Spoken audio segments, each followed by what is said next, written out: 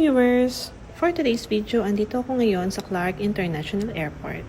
And guess what? I'm going to Japan! Super excited talaga ako guys kasi isa to sa mga bucket list ko. At ngayon, mapupuntahan ko na siya. So far, naging maayos naman yung flow ng flight ko. Nakapag-check-in na ng luggage, nakabayad na ng travel tax, nakalusot sa immigration, and syempre, nandito na ako sa Japan. So, ano-ano nga ba yung mga kailangan para makapunta tayo sa Japan? Aside sa passport at ticket, kailangan natin ng Japan visa. Based on my own experience, few minutes lang ako nagtagal sa immigration. Only few question lang yung tinanong sa akin ng immigration officer. Like, ilang days ako sa Japan? Kailan ako babalik? Since OFW ako, tinanong kung kailan yung balik ko sa UAE after ng vacation ko. And lastly, kung matagal na ako as an OFW sa UAE. Sobrang ganda ng airport ng Japan. Sobrang linis at syempre, ang cute ng mga anime or cartoon characters na makikita mo na design sa mga wallpaper nila.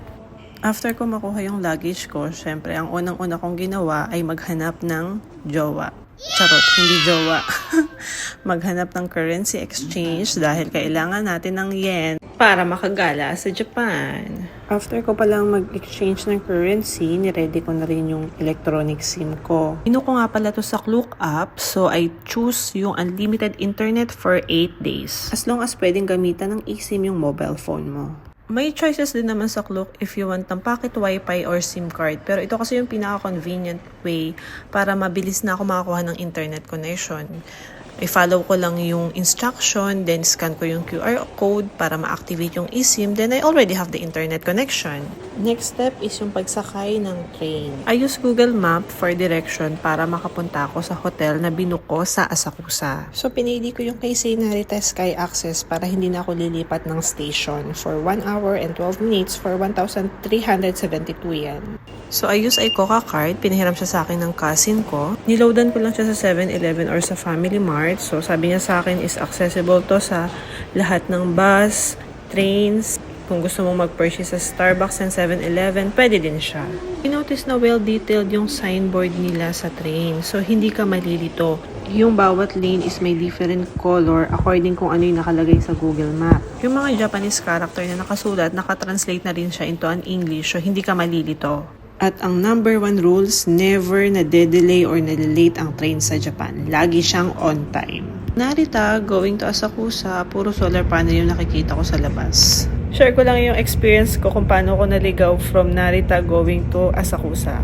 On my way going to hotel, finalo ko naman yung instruction at tama naman yung mga station na sinakyan ko. Ang problema lang is hindi ako nakapunta dun sa time na nakalagay sa Google Map. So ngayon, akala ko, since tama naman yung lane, naghintay na lang ako ng next train na darating. Pag sakay ko sa train na yun, nagtataka ako kasi parang yung station na fina-follow ko sa Google Map, iba. Yun pala, nagpapalit-palit pala sila ng lane. Kaya bumaba ako sa next station, ginoogle map ko yung area papunta sa Asakusa at minake sure ko na yung mismong train na sasakyan ko is on time. And finally, I'm here in Asakusa. So, few minutes lang naman ang lakad pupunta sa hotel ko. Iwan ko lang yung luggage ko, then pwede na akong gumala. Paglabas ko pa lang ng subway, na-amaze ako kung gaano kapolite ang mga tao dito. Dito sa Asakusa, super ganda at super linis ng lugar nila. Excited na akong rumampa at mag-picture. Kailangan ko lang dalhin yung luggage ko sa hotel ko. Tsaka guys, walang pasaway dito. Talagang kung nakastop yung stoplight, hihinto sila. Ikaw ang mahihiya kapag tumawid ka habang naka-red yung light. And about sa weather naman guys, medyo malamig siya. Kasi pumunta ako ng month of October, pa-autumn na siya. Yun lang, hindi ko talaga naabutan yung autumn leaf kasi medyo late siya by November. Pero malamig na siya kahit may araw. Sobrang cute ng structure ng mga buildings dito. Kung ano yung nakikita mo sa napapanood mo sa mga anime, ganun-ganun talaga yung itsura nila. And syempre, wala ka talagang makikitang kalat. Kasi mga responsable yung mga tao dito. So, ayan na guys, nakikita ko na yung hotel na binuko is yung Tabis Urban Stays Asakusa. At dahil nga mag-isa lang ako magta-travel, kailangan ko maghanap ng cheapest accommodation dito sa Japan. Ito na yung pinaka-cheapest hotel sa lahat ng mga hotel na nakita ko sa buong Tokyo. Kaya ito yung pinili ko. And near pa siya ng subway and also ng Tokyo Skytree. So if ever maggagala lang ako within Asakusa, talagang lakad lang siya. Pwede din naman ako mag-book ng capsule hotel. Iyon lang, ayoko kasi nung sobrang small ng space. At saka mahirap lalo na kapag nagbibihis ka, kailangan ko pang kunin yung luggage ko sa locker room, tapos magbibihis ka pa sa common washroom o common shower room. Yun kasi yung mga disadvantages kapag capsule hotel yung pinili ko. Kaya I prefer to book an hotel para at least may sarili talaga akong kwarto.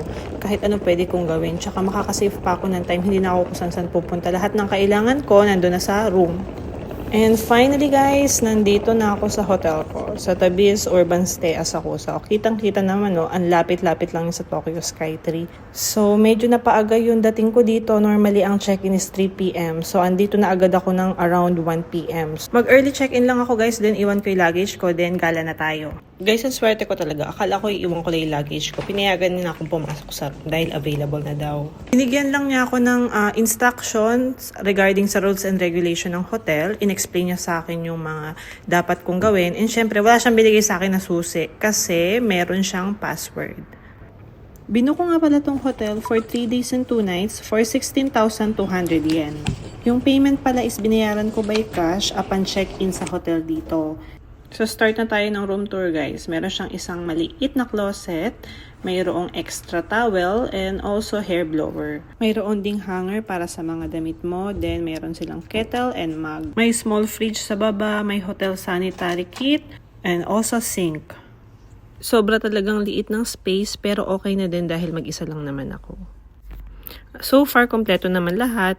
May mirror, may desk, then ang lambot-lambot talaga guys ng aking bed. Then meron din silang kasamang panjama. Meron siyang AC na kailangan ko pang i-translate into English. Then let's check the washroom. Ito talaga yung part na gusto kong i-check, yung Japanese toilet nila and then yung kanilang small bathtub. Sinubukan kong i-try yung kanilang Japanese toilet. Natutuwa talaga ako sa kanila kasi may heater pa siya. Mainit-init pa yung uupuan mo and then ang galing talaga. Hindi mo na kailangan ng bidet guys or tabo. After nito guys, nagpunta ako sa second floor para check yung mga extra need na sanitary kit ko. So meron silang soap, disposable toothbrush, conditioner, liquid body soap, body towel scrub, shampoo, meron din silang tissue and also disposable slipper. Meron din silang microwave if gusto mong mag-heat ng food. And then, meron silang ice machine kung kailangan mo ng ice. Meron silang tray and extra plates and cutleries. Kung tinatamad ka magpunta sa convenience store, meron na sila ditong vending machine for cup noodles. And siya nga pala guys, yung mga hiniram nating utensils, i-return natin dyan sa box na yan. After ng ating hotel tour, maggagala muna ako guys. So, thank you guys for watching. Hope you like this video. Don't forget to like, comment, and subscribe. And click the notification bell for more updates. Thank you!